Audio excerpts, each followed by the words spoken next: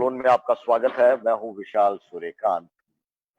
देश की अर्थव्यवस्था से लेकर आम आदमी की जेब तक सबसे बड़ा सवाल इस वक्त ये चल रहा है कि आगे क्या होगा, किस रूप में होगा, क्या उम्मीदें हैं, क्या आसार हैं, ये दौर है वो कब तक चलेगा और इसको कैसे टाला जाए इस दौर के अंदर जो आर्थिक स्थितियां हैं उसको लेकर। तो कीनोट सलोन में हमारे साथ में मौजूद हैं आईआईएफएल के फाउंडर और चेयरपर्सन मिस्टर निर्मल जैन। बहुत बहुत स्वागत है निर्मल सर आपका। धन्यवाद, बहुत बहुत थैंक यू जी। कीनोट की इस कड़ी में मेरे साथ में बिजनेस रिपोर्टिंग टीम के हेड हमारे साथ में सीनियर जर्नलिस्ट जगमोहन शर्मा जी भी जुड़े हुए हैं, तो आपके भी सवालात रहेंगे।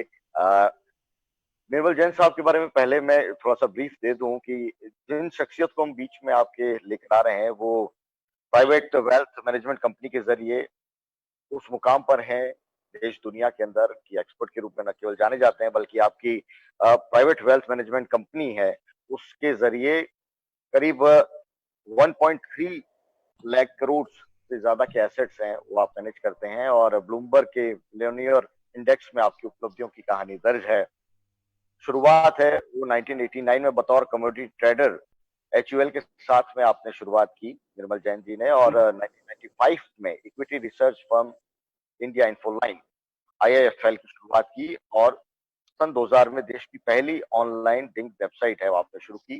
धीरे धीरे आपका कारोबार life insurance, mutual fund distribution और तमाम सेक्टर्स के अंदर आपके काम है वो छाया और लोगों ने पहचाना कि वाकई जो एक कमिटमेंट के साथ में जो काम होता है और एक्सपर्टीज उसके साथ में जुड़ती है तो तस्वीर का रुख कैसे बदल जाया करता है।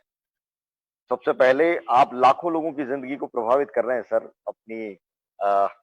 अपनी सर्विसेज के जरिए लोगों की जिंदगी को सिस्टमाइज कर रहे हैं फाइनेंशियली। सबसे पहले आपसे मैं समझना चाहता हूं कि कोरोना की इस काल के अंदर जब हम लोग जी रहे हैं सबके जहन में एक चिंता है, बतौर एक्सपर्ट आपके दिल में क्या चिंता है, क्या उम्मीद है आपको नजर आती है, क्या चैलेंजेस नजर आते हैं? ओपनिंग नोट आपसे हम चाहते हैं, इसके बाद सवालों का सिलसिला शुरू करें। धन्यवाद विशाल जी। ये बहुत ही अनप्रेसिडेंटेड है क्योंकि इतिहास में इसकी कोई प्ले बुक नहीं है, कोई कॉपी बुक नहीं है कि ये जो इस तरह का क्राइसिस हुआ है पहली बार हुआ है। हाँ, जिस समय 1918 में जो फ्लू हुआ था, जो स्पेनिश फ्लू, जिससे करीबन 5 करोड़ लोग मारे गए थे, हाँ, उस समय दुनिया में ट्रेड ट्रैवल इतना नहीं था और इतना दुनिया जुड़ी हुई नहीं थी जितनी आज है, और इतनी ज्यादा इकोनॉमीज इंटरडिपेंडेंट नहीं थी जितनी आज है। पर जबकि ये एक अनप्रेसिडेंटेड क्राइसिस है, पर उसके बावजूद अगर आप मुझे पूछो तो इसमें बहुत ज्यादा पेसिमिस्ट या बहुत ज्यादा निराशा की जरूरत नहीं है, क्योंकि हम ये समझते हैं कि इस क्राइसिस में या इस जो बीमारी है उससे जो फर्टिलिटी है समझो 1% या 2% है, तो ये एक जाहिर बात है कि कुछ समय में ये बीमारी हमारे पीछे होगी और जो मैनकाइंड है, मनुष्य जाति है, इस पे भी विजय करके आगे बढ़ेगी। तो ये ऐसी कोई चीज नहीं है जिससे कि अगर कोई सर्वनाश जैसी चीज होने जैसी कोई चीज नहीं है, ये एक समय की बात है। और ये अब कुछ हफ्तों में या कुछ महीनों में जब भी रिकवरी होगी तो मुझे ऐसा लगता है कि वी शेप रिकवरी होगी और बहुत तेजी से रिकवरी होगी, क्योंकि जहां तक अपने इंडिया का सवाल है, हिंदुस्तान का सवाल है, यहाँ के लोग काफी रेजिलियंट है।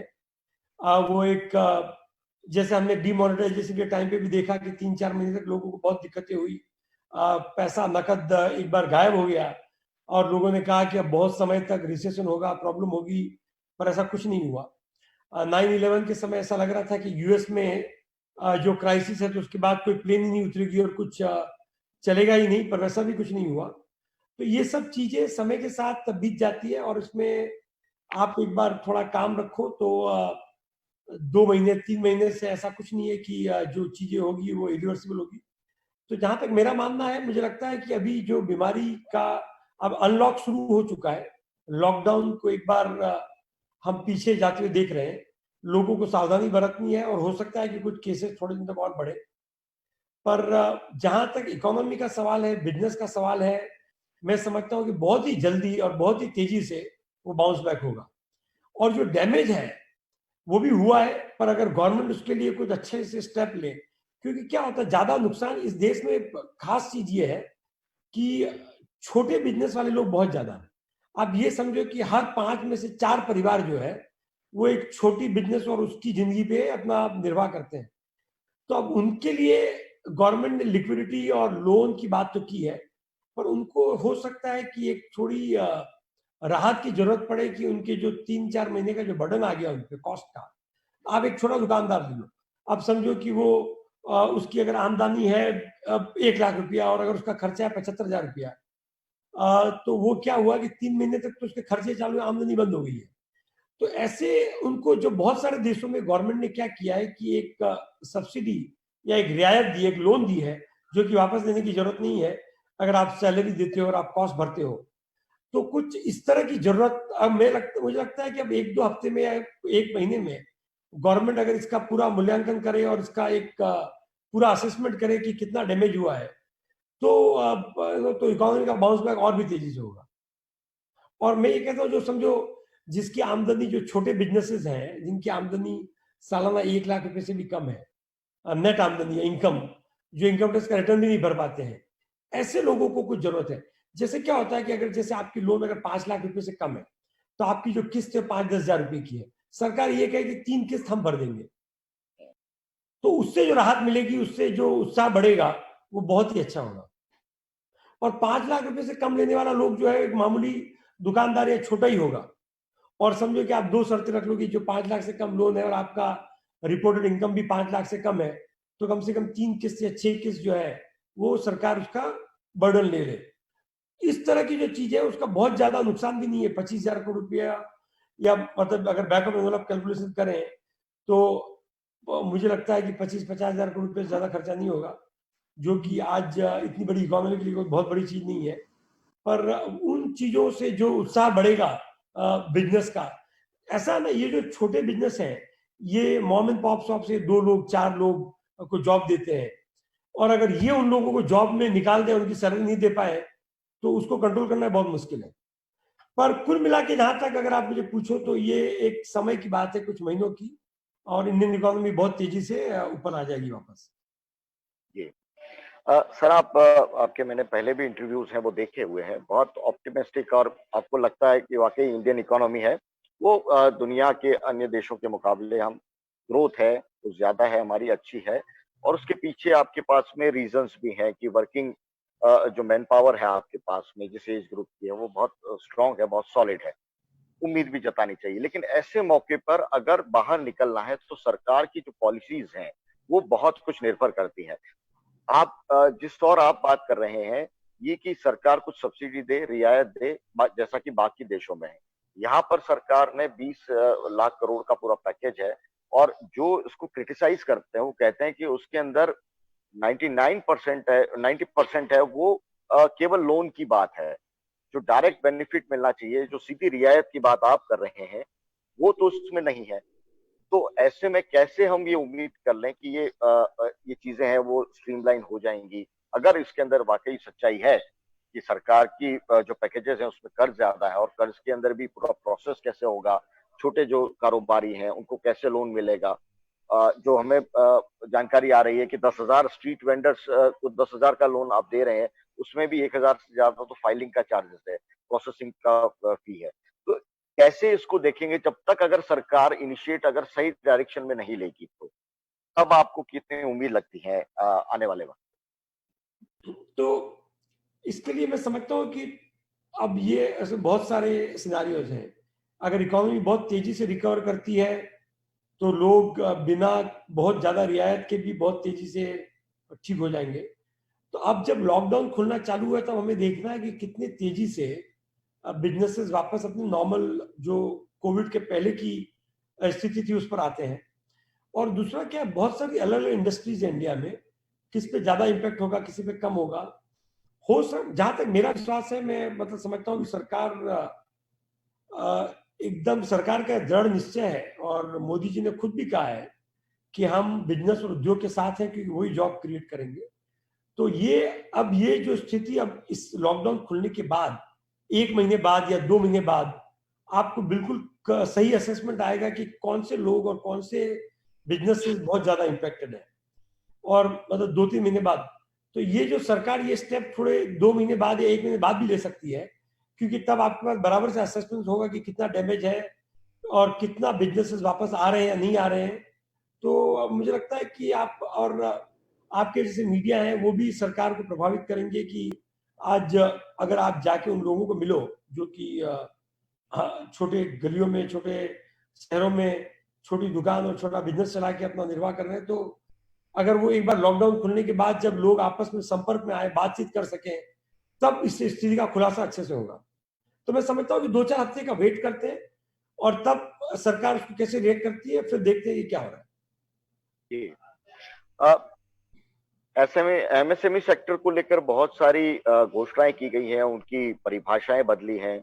आज पीएम मोदी हैं, वो सीआईआई के प्रोग्राम में थे और वहां पे भी बहुत सारी उम्मीदें उन्होंने जताई हैं। क्या इससे बहुत बड़ा कोई फर्क आपको नजर आता है? और उससे जुड़ा मैं एक और सवाल आपसे ये करूंगा कि एफडीआई और ग्लोबल इकोनॉमी और फिर हम कह रहे हैं कि लोकल पर वोकल, ये कॉन्ट्राडिक्शन है या आपको कोई सपोर्टिव चीज नजर आती है? नहीं, ग्लोबल इकोनॉमी के पहले क्या कहा आपने? FPI? FDI, global economy, FDI, हम एक तरफ एफडीआई भी बढ़ा रहे हैं, ग्लोबल इकोनॉमी से भी हम कनेक्टेड हैं और साथ में हम लोकल पर भी वोकल होना चाहते हैं। नहीं, ये चीजें में मतलब अपरेंट कॉन्ट्रडिक्शन है, पर चीजें सब सही है अपनी जगह पर। और अब इसमें क्या है कि अगर देखो आज की तारीख में कोई भी देश 100% आत्मनिर्भर हो ही नहीं सकता, परंतु जहां तक हो सके जो बेसिक चीजें हैं उसमें अगर हम लोग आत्मनिर्भर हो जाए तो भी काफी बड़ी अचीवमेंट होगी। तो जहां तक ये चीजें हैं कि अगर हमको हमारे बिजनेस को कंपेटिटिव बनाना है दुनिया में, ताकि न केवल वो आत्मनिर्भर बने पर वो दुनिया में भी कॉम्पीट कर पाए, तो उसके लिए जरूरी है कि हम लोकल बिजनेस को सपोर्ट भी दें और उनको कैपिटल के लिए एफपीआई को भी एनकरेज करें। तो ये चीजें आज की दुनिया में साथ में चलती है। और ये आपका वीडियो शायद थोड़ा अटक गया है। आप विशाल जी, आप सुन पा रहे हैं? जगमोहन जी, विशाल जी शायद बाहर हो गए हैं। सर अब okay. Hello hello. Yes sir.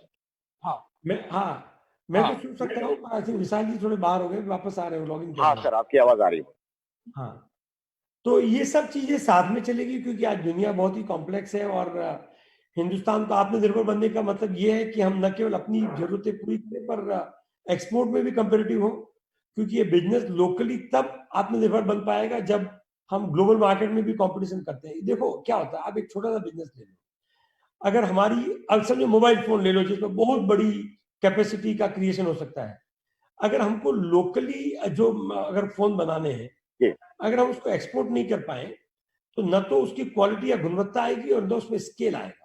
आप छोटी से छोटी चीज भी अगर बनाते हो, अगर आपको दुनिया के स्केल पे आप मैन्युफैक्चरिंग करते हो तो आपकी आत्मनिर्भरता बहुत जल्दी से आएगी, क्योंकि आपकी जो कॉस्ट है वो कम होगी। अगर आपकी कॉस्ट कम होगी तो आप इंपोर्ट से भी कॉम्पीट कर पाओगे। तो जो कुछ चीजें ऐसी है जिसमें हमको आत्मनिर्भर बनना है और दुनिया में भी कंपेटिटिव बनना है, और आत्मनिर्भर बनने के लिए जो आज की जो यहाँ के जो लोकल उद्योग है उनको कैपिटल की जरूरत है, पैसों की जरूरत है।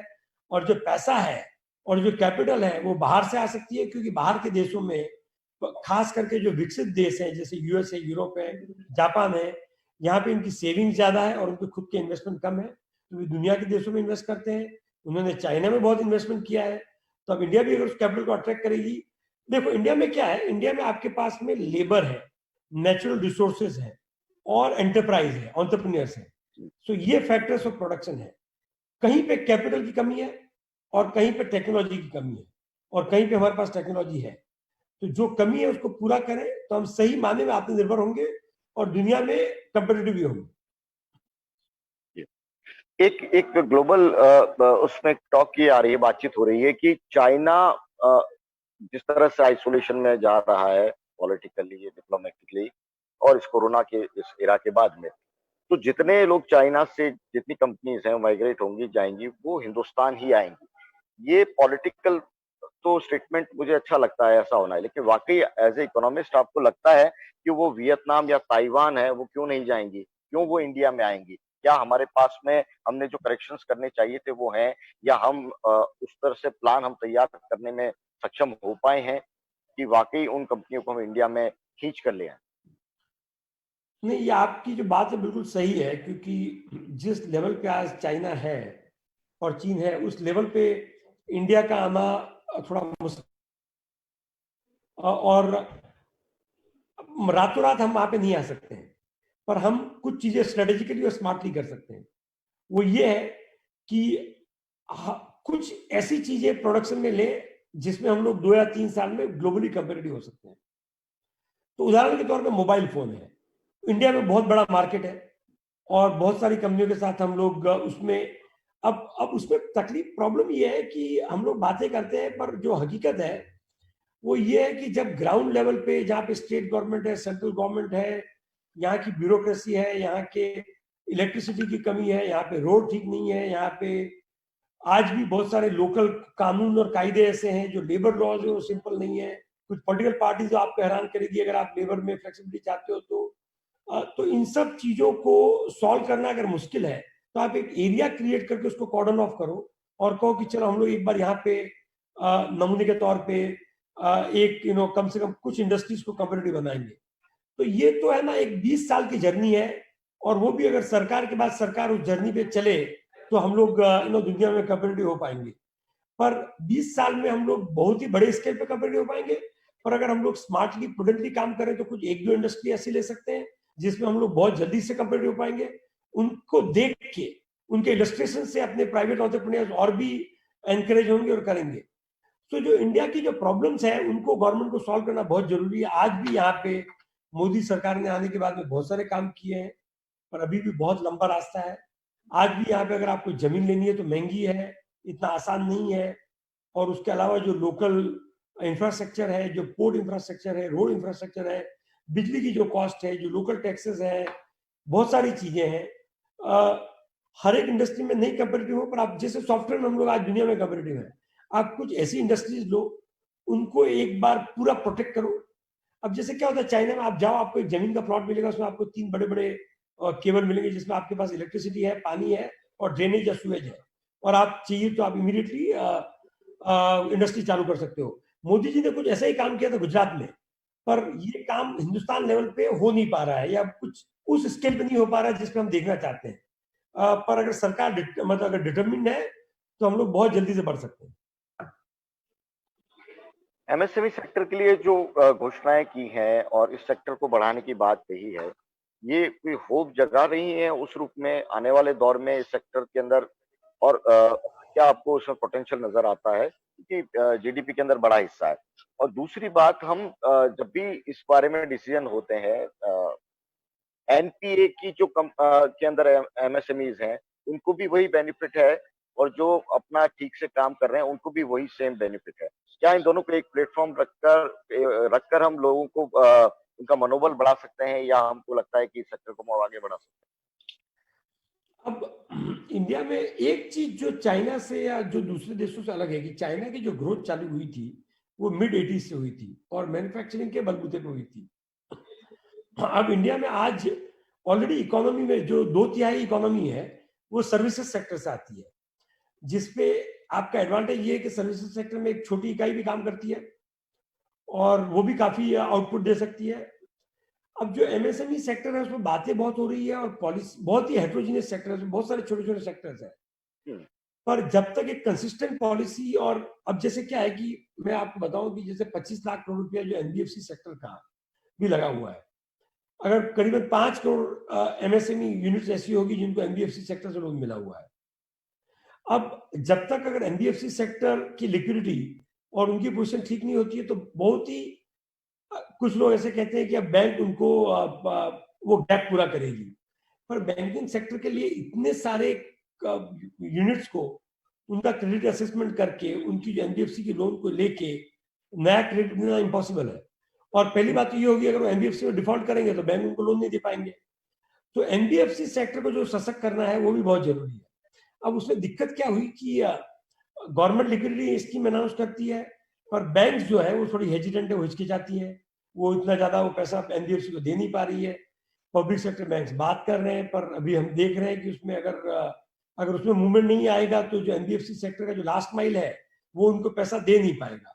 तो ये सब चीजें अभी बहुत ही फ्लूइड है, क्योंकि अभी अभी ये कोरोना की सिचुएशन हम लोग बाहर आ रहे हैं। लॉकडाउन जब तक था तब तक पता नहीं चल रहा था कि किसकी क्या प्रॉब्लम है। अगर आपकी दुकान बंद है और आप पैसा किसको दे नहीं रहे हो तो आपको यही नहीं पता है कि आपको दिक्कत क्या है। आप जब दुकान खोलोगे तब आपको पता चलेगा कि आपको वर्किंग कैपिटल की कितनी जरूरत है, बैंक से पैसा आ रहा है कि नहीं आ रहा है, आपके जो देनदार है वो अगर आपको पैसा नहीं दे रहे हैं, आपके जो लेनदार है वो आप पे कितना पैसा डाल रहे हैं। तो ये सब परिस्थिति अगले 2 महीनों में या 3 महीनों में जब ठीक होगी, जब क्लियर होगी, उस समय गवर्नमेंट और बैंक किस तरह से आते हैं वो देखना है।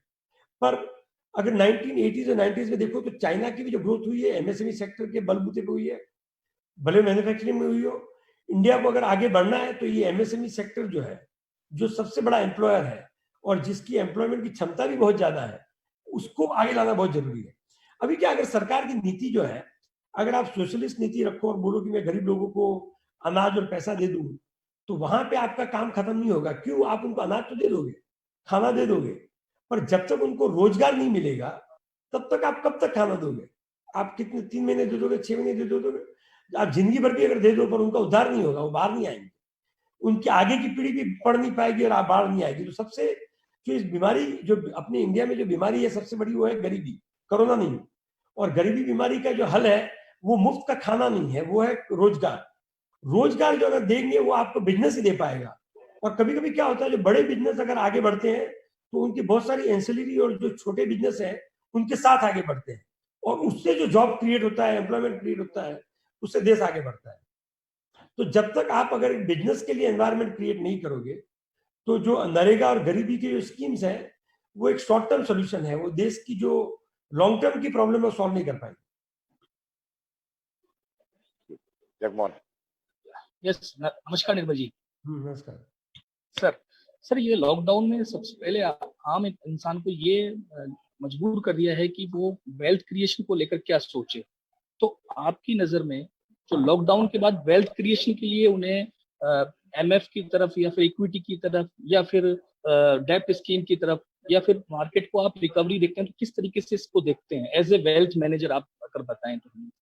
इसमें क्या, सबकी रिस्क टेकिंग कैपेसिटी अलग अलग है, और स्टॉक मार्केट का ये स्वभाव है कि बहुत ही वॉलेटाइल होता है।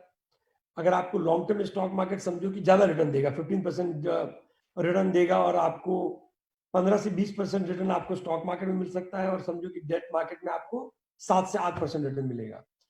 पर आपका जो डेट का रिटर्न है वो सर्टन है, आपको 7-8% मिलेगा ही। जो स्टॉक मार्केट में हो सकता है कि आपका 100 रुपया पहले 120 होने के पहले 80 हो जाए, या 60 भी हो जाए और फिर 122 हो। तो अगर आपके पास उतनी वॉलेटिलिटी हैंडल करने की कैपेसिटी नहीं है, तो आप जब 100 का 80 होगा तब बेचोगे, और जब स्टॉक 100 का 120 होगा तब आप देखोगे उसको। तो इसके लिए जरूरी है कि आप एसेट अलोकेशन करो, आप बैलेंस करो। आप पूरा पैसा स्टॉक मार्केट में मत डालो, आपका आधा पैसा स्टॉक मार्केट में डालो, आधा पैसा और डेट मार्केट में डालो, जिसमें लिक्विडिटी है और आपका ज्यादा नुकसान नहीं हो सकता है। उससे क्या होगा कि अगर मार्केट वोलेटाइल भी हो तो आप कम से कम, अगर जब नीचे जाए तो आप को पूरा का पूरा माल बेचने की जरूरत नहीं पड़े। और स्टॉक मार्केट पोटेंशियल अच्छा है। जो छोटे इन्वेस्टर्स हैं वो अगर म्यूचुअल फंड के जरिए आते हैं तो बहुत ही अच्छा है, क्योंकि उसमें आपको एक एक स्टॉक देखना नहीं है, क्योंकि छोटा इन्वेस्टर जो है वो स्टॉक को इवेल्युएट करके, स्टॉक में रिसर्च करके अपना पोर्टफोलियो बना नहीं पाएगा, ये हकीकत है। और म्यूचुअल फंड मैनेजर्स जो है वो काफी अच्छा काम करते हैं। और बहुत सारे, अगर आपके पास पैसे हैं, या तो आप पोर्टफोलियो मैनेजमेंट कीजिए या म्यूचुअल फंड के जरिए आइए इन्वेस्टमेंट में। तो हमारी जो आईएफएल है उसमें बहुत सारी रिसर्च और उसमें एडवाइजरी स्कीम्स भी है आपकी वेबसाइट पर। ऐसे बहुत सारे दूसरे भी ब्रोकर एडवाइजर हैं, पर मैं अपनी बात कर सकता हूँ। तो हमारी वेबसाइट पे भी काफी इंफॉर्मेशन और काफी टूल्स है। पर छोटे इन्वेस्टर को किसी सलाहकार या किसी अच्छे ब्रोकर के जरिए मार्केट में आना चाहिए। सर, एक मेरा सवाल ये है आपसे कि लॉकडाउन में जो मार्केट काफी थोड़ा नीचे गया था, अब वो रिकवर कर रहा है, जैसे निफ्टी 10,000 के आसपास आ रहा है, और ये बार बार। तो अब जो कंपनी के रिजल्ट्स आएंगे 30 जून के बाद, जो 3 महीने कंपनियां बंद रही हैं, तो उसका असर इन रिजल्ट्स पे आएगा। तो ये जो रिकवर किया है मार्केट, ये तो वापस करेक्शन होगा, मतलब आपकी नजर में करेक्शन। सो मार्केट जो है वो जून का रिजल्ट फैक्टर इन कर लेता है, क्योंकि जब हम लोग जब अपने फंड्स को रेकमेंड करते हैं तो हर एक कंपनी का देखते हैं उसको जून में कितना इम्पैक्ट आएगा। तो मार्केट को ये पता है कि कुछ कंपनियां ज्यादा इम्पैक्ट हुई है और उसमें जून के रिजल्ट खराब होंगे। और बहुत सारी कंपनियों के जो शेयर के भाव हैं गिर गए हैं, क्योंकि वो दिखाते हैं कि उसमें मार्केट एंटिसिपेशन पे चलता है। मार्केट कोई अगर सबको पता है कि जून का रिजल्ट खराब आएगा तो मार्केट को कोई सरप्राइज नहीं होगा, मार्केट को पता है जून का रिजल्ट खराब आएगा। ओके सर लाइफ से जून लाइफ के बाद ऐसा लगेगा कि सितंबर भी खराब है तो हो सकता है कि मार्केट गिरे। Okay sir, life insurance sector के बारे में क्या कहेंगे? जैसे इस तरह की बीमारी है, कोरोना जैसी बीमारी, आगे भी इस तरह की, तो जो इंडिया में काफी अवेयरनेस कम है इसको लेकर, लाइफ इंश्योरेंस को लेकर, अभी भी जब बाकी देशों के मुकाबले, तो अब ये सेक्टर कैसे देखते हैं आप, लाइफ इंश्योरेंस सेक्टर को? और इस बहुत ही सेक्टर अच्छा है, में मैं समझता हूँ लाइफ इंश्योरेंस सेक्टर और हेल्थ इंश्योरेंस का इस कंट्री में बहुत ही पोटेंशियल है और ये सेक्टर बहुत जल्दी रिकवर हो जाएंगे और इनका बिजनेस जो है इंडिया में अभी भी पेनिट्रेशन जो है काफी बढ़ सकता है। तो ये इन सेक्टर का पोटेंशियल मैं समझता हूँ कि इन्वेस्टर के लिए बहुत ही अच्छा है। सर ये अभी बीच में आपने देखा होगा, लॉकडाउन से पहले म्यूचुअल फंड्स ने काफी एग्रेसिवली, म्यूचुअल फंड सही है और काफी कंपनियों ने आगे आके काम किया। अभी अब आप आगे का सिनेरियो क्या देखते हैं म्यूचुअल फंड इंडस्ट्री को लेकर? क्योंकि अभी आपने देखा ऐसे, आपने डीमेट के खाते लोग तेजी से खुलवा रहे हैं, क्योंकि लॉकडाउन में उन्हें पैसे की अहमियत तो पता लगी है कि कुछ अगर कैश हो और मतलब जो जल्दी से आ जाए, बजाय रियल एस्टेट जैसे इन्वेस्टमेंट के। तो जो एमएफ है वो ज्यादा ठीक रहेगा, इक्विटी ज्यादा ठीक रहेगा? और आगे की कौन से सेक्टर्स अब चलेंगे, मतलब अब लॉकडाउन के बाद, इस पूरी कोरोना के और इसके बाद आप देखते हैं? नहीं, बहुत सारे सेक्टर चल सकते हैं पर एमएफई म्यूचुअल फंड ठीक रहेगा एक्चुअली, तो उसमें आपका पोर्टफोलियो बैलेंस हो जाएगा। पर मैं समझता हूँ कि जैसे फार्मा, टेलीकॉम, ये सब सेक्टर, पावर यूटिलिटीज काफी अच्छा काम करेंगे। कंज्यूमर गुड्स, हर सेक्टर में अच्छी कंपनियां हो सकती है पर मतलब ये तो आप म्यूचुअल फंड या अपने एक पोर्टफोलियो किसी एडवाइजर के जरिए बनाओ तो ज्यादा अच्छा है। सर एक मेरा सवाल आपसे ये है कि अब ये जैसे आपने बोला कि ट्रेड काफी कॉन्फ्लिक्ट करेगा, सारे बाकी लोग इंपोर्ट इंपोर्ट काफी कॉन्फ्लिक्ट करेगा, तो इससे जैसे आपने बताया सर्विस सेक्टर हमारा 2/3 हमारा आता है इससे, तो हम काफी बाहर से भी काम करते हैं हेल्थ सेक्टर में, कॉल सेंटर्स जो बाकी करते हैं, तो वो हमारा काफी इफेक्ट करेगा सर्विस सेक्टर जो बाहर से आता है, उसका कैसे इम्पैक्ट आएगा इंडियन इकोनॉमी पर? नहीं, मैं समझता हूँ काम, उस काम में ग्रोथ ही होगी क्योंकि जब बिजनेसेस इम्पैक्ट होते हैं उनको कॉस्ट बचानी होती है और अगर इंडियन सॉफ्टवेयर सेक्टर है वो आपके लिए खर्चा बचाएगा और सस्ता होगा, तो मैं समझता हूँ कि उसका पोटेंशियल अच्छा है। और अगर आपसे अभी अभी आपने जैसे बताया कि फार्मा, टेलीकॉम और कंज्यूमर गुड्स सेक्टर काफी ठीक रहेंगे, तो हमारे दर्शकों के लिए कुछ ऐसा बता सकते हैं कुछ इक्विटी में और कुछ म्यूचुअल फंड्स में कि ये आगे थोड़ा इनका भविष्य ठीक है? जैसे इसमें क्या कंटिन्यूस मॉनिटरिंग जरूरी है कि मैं आज आपको बता दूं और मैं कल आपके दर्शकों से बात नहीं कर पाऊं, तो इसलिए अच्छा है कि आप अगर अगर हम किसी कंपनी के साथ, हमारी जैसी कंपनी, ऑफकोर्स मैं अपनी कंपनी को रेकमेंड करूंगा आईएफएल को, पर उसके साथ जाकर अगर आप जुड़े तो हमारे जो एडवाइजर है वो आपके साथ टच में रहेंगे और पोर्टफोलियो बनाएंगे। क्योंकि मैं आज आपको कोई टिप दे दूं, कल अगर उसमें कोई बदलाव आता है, मैं आपसे बात नहीं कर पाऊं, तो उसमें काफी नुकसान हो सकता है। सर अभी जो सबसे ज्यादा बातें रियल एस्टेट सेक्टर को लेकर हो रही हैं, क्योंकि जो रियल एस्टेट सेक्टर है उसमें कमर्शियल प्रॉपर्टी की डिमांड काफी घटेगी, जैसे कि बड़े बड़े डिसीजन टीसीएस, इन्फोसिस, इन कंपनियों ने लिए हैं, तो इस सेक्टर के बारे में कुछ बता सकते हैं रियल एस्टेट क्या करेगा? क्योंकि ये काफी वर्थ रखता है जीडीपी में इंडिया के। रेजिडेंट तो उसमें गवर्नमेंट की कुछ पॉलिसी और रिफॉर्म्स आएंगे, मुझे लगता है कुछ छूट छाट काफी आएगी अगले कुछ दिनों में, तो उसके बाद हमें देखना चाहिए कि इस सेक्टर में क्या इम्पैक्ट है। पर मैं समझता हूँ कि रेजिडेंशियल सेक्टर अच्छा काम करेगा, जो अफोर्डेबल हाउसिंग है उसका फ्यूचर ज्यादा अच्छा है और कमर्शियल में हो सकता है कि प्रेशर्स आए because of this work from home. Sir GDP में हम कह रहे हैं कि आने वाला वक्त है वो अच्छा रहेगा और बहुत सकारात्मक माहौल भी हो सकता है, लेकिन जीडीपी में अगर हम उसकी ग्रोथ को देखें, गिरावट है वो कोरोना से पहले भी थी और उस वक्त में प्रॉब्लम है वो बहुत ज्यादा उस वक्त में थी। हम ये कह रहे थे कि ग्लोबल ये स्लो डाउन है, फिर नोटबंदी, फिर जीएसटी, उसके जो एक्सपेरिमेंट है इस कारण ये पूरा स्लो डाउन हुआ है, फिर ये कोरोना। तो अभी भी हमको अगर वाकई ग्रोथ की हम बात करते हैं तो 7-8-9% ग्रोथ है वो जरूरी है देश के लिए अगर हम बड़ी इकोनॉमी की तरफ जाना चाहते हैं। तब ये कैसे आपको संभव लगता है? और अभी जो फौरी राहत मिल रही है सरकार की ओर से, उससे आगे बहुत कुछ करने की जरूरत आपको लगती है? तो नहीं, ये जीडीपी ग्रोथ का पोटेंशियल तो है और जो साइक्लिकल डाउनटर्न था कोरोना के पहले, अब क्या है कि कोरोना इन वे अपॉर्चुनिटी है कि आपको उस डाउन टर्न को, क्योंकि आपके पास अब पैसे छापने की और पैसे खर्च करने की ताकत है, क्योंकि अब क्राइसिस है तो कोई ये चीज नहीं पूछेगा कि आपकी कितनी डेफिसिट है, और इन्फ्लेशन का कोई भय नहीं है। तो इस समय आप उस इकोनॉमी को रिवाइव कर सकते हो। इनफैक्ट ये कोरोना अपॉर्चुनिटी हो सकती है कि जो इकोनॉमी पहले स्लो डाउन हो रही थी उसका आप तेजी से आगे बढ़ाओ। एम्प्लॉयमेंट एक बहुत बड़ा चैलेंज है, वो बनकर सामने आएगा इस सेक्टर में। और आप हमेशा कहते रहे हैं कि ये देश ऐसा है जहां पर 60 to 70% वर्किंग एज के अंदर बहुत लोग हैं, और ऐसे में एम्प्लॉयमेंट का बहुत बड़ा संकट है इस वक्त में खड़ा हो गया है। तो इस सेक्टर, सर्विस सेक्टर और एम्प्लॉयमेंट को लेकर सरकार और हमारी जो फाइनेंशियल जो इंस्टीट्यूट्स हैं, उनकी भूमिका कितनी महत्वपूर्ण हो जाती है, और आने वाला एम्प्लॉयमेंट के नजर से कैसे हम देखेंगे, ये सवाल। और दूसरा, मैं माइग्रेशन जो लेबर हो रहा है, लेबर का, उस पर मैं आना चाहता तो एम्प्लॉयमेंट जनरेट करना बहुत जरूरी है। जो थोड़ी देर पहले मैंने बात की थी आपसे कि जब तक आप बिजनेसेस, जो प्राइवेट सेक्टर बिजनेसेस हैं, उनके लिए आप ग्रोथ और इन्वेस्टमेंट एनकरेज करने के अपॉर्चुनिटीज क्रिएट करें तो ही एम्प्लॉयमेंट तेजी से बढ़ सकता है।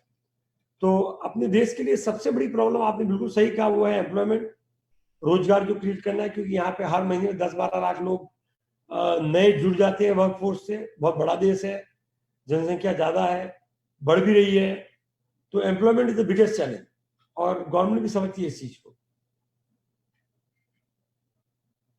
सर, जैसे आपने एनबीएफसीज के बारे में बताया, एनबीएफसीज को लोन देने में हिचक रहे हैं बैंक, तो सर इसमें बेसिकली उन बैंकों की भी प्रॉब्लम इसको लेकर, पिछले एनबीएफसीज में जो प्रॉब्लम्स आई थी कैश फ्लोज को लेकर और काफी एनपीएस को लेकर, तो बैंक उस तरह का विश्वास जनरेट नहीं कर पा रहे हैं।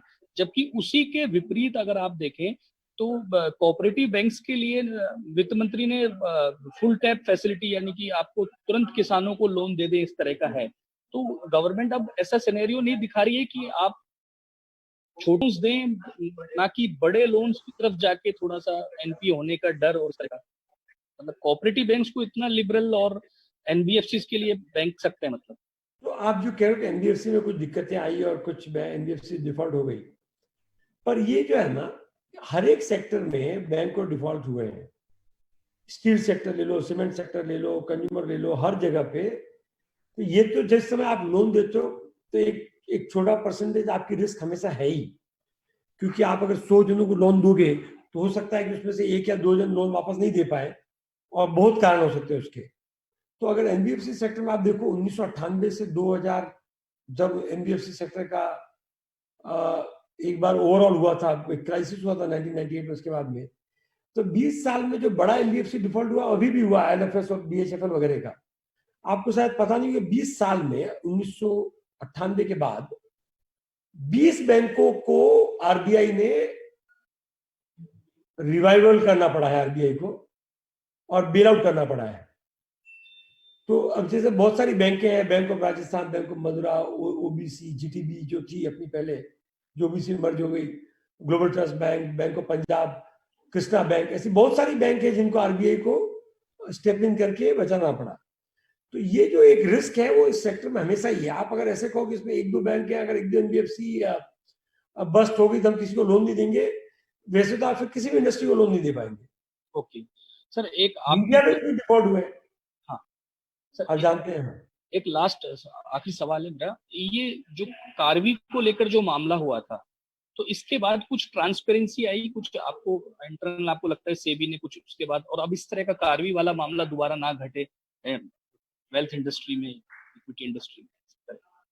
सो मेरे ख्याल से सेबी काफी अलर्ट है और काफी चुस्त रेगुलेटर है, और जो कार्वी का मामला था वो एक बहुत सारे स्टेप्स लिए रेगुलेटर ने, उसको डाउट नहीं है।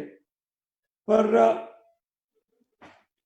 और जहां पे कभी क्या है कि कोई पर्पसली फ्रॉड करे तो फ्रॉड पकड़े जाते हैं, अच्छा सिस्टम हो तो बहुत सारे ऐसे मामले जहां पे दिक्कतें हो रही है बहुत जल्दी सामने आ जाते हैं, क्योंकि आपका सिस्टम जो है वो काफी चुस्त है और काफी मतलब स्ट्रांग है। तो मैं समझता हूँ कि Indian financial market, capital market काफी ढंग से चल रहे हैं, उसमें डरने जैसे दिक्कत की कोई बात नहीं। जहां तक वेल्थ क्रिएशन कंपनीज का सवाल है, जिस कंपनी आप काम कर रहे हैं, इस सेक्टर की ग्रोथ को कैसे देखते हैं आप? मतलब ये जो भी कंपनीज जो आप आपके पास तो लॉन्ग अपॉर्चुनिटी। टर्म बहुत ही अच्छा पोटेंशियल है, स्टडी ग्रोथ करेगी, लंबे टाइम तक करेगी। कमोडिटी मार्केट को किस रूप में देखते हैं आप आने वाले वक्त के अंदर हिंदुस्तान के अंदर, और कैसे उसको और आगे इकोनॉमी के अंदर उसका कंट्रीब्यूशन है वो ज्यादा हो सकता है? तो कमोडिटी सेक्टर तो जैसे इकोनॉमी बढ़ेगी उसके साथ कमोडिटी बढ़ेगी, और उसमें कोई इकोनॉमी में कंट्रीब्यूशन भी रहेगा। एग्रीकल्चर, कमोडिटी, प्रेशियस मेटल, सबका बिजनेस और साइज बढ़ेगी, इसमें कोई डाउट ही नहीं है। सर, जिस तरीके से एग्रीकल्चर सेक्टर को अभी बूस्ट अप देने के लिए काफी पैकेजेस दिए गए हैं, तो एग्रो प्रोसेसिंग इंडस्ट्रीज को आप आगे आ रही हैं जैसे, तो इस जैसे कमोडिटी का विशाल जी ने पूछा, कमोडिटी का मार्केट कैसा रहेगा, तो जो अभी तो इक्विटी काफी डोमिनेटिंग है इस सेक्टर में, तो अब कमोडिटी का धीरे धीरे बढ़ेगा कल्चर, या फिर मतलब इक्विटी ही आगे डोमिनेट करता रहेगा, मतलब इस तरह? इक्विटी मुझे लगता है नियर फ्यूचर में इक्विटी डोमिनेट करेगा ही, क्योंकि बहुत बड़ा मार्केट है। इसमें अभी टाइम लगेगा, जो एग्रीकल्चर सेक्टर है अभी इसमें थोड़ा सा प्रोसेसिंग को लेकर टाइम लगेगा एग्रीकल्चर सेक्टर में, क्योंकि स्टॉक डीमेट में और क्लीन तरीके से आप ट्रांजेक्ट कर सकते हो। एग्रीकल्चर फिजिकल कमोडिटी का स्टोर होती है, उसकी क्वालिटी, वेयर हाउस क्वांटिटी, उसका प्रोडक्शन, उसका कॉस्ट, सब चीजों की दिक्कतें आती है। पर कमोडिटी मार्केट बढ़ रहा है, बहुत बड़ा मार्केट है लॉन्ग टर्म में, पर अगले 3 से 5 सालों में समझते हो कि इक्विटी का डोमिनेंस तो रहेगा ही।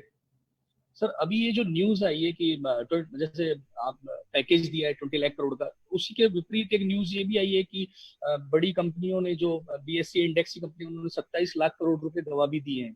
तो ये मतलब किस पीरियड का है सर? ये काफी न्यूज मैंने देखा था अभी। क्या ये 27,000? 27 लाख करोड़ रुपए वेल्थ कम हो गई है कंपनीज की, और एक तरफ 20 लाख उसका करोड़। कुछ लेना, आई थिंक उसमें कुछ बड़ी बात नहीं है, मार्केट कैप ऊपर नीचे होते रहता है। शेयर का भाव ऊपर नीचे हो तो खाली मीडिया हेडलाइन है, उसका कोई लेना देना नहीं।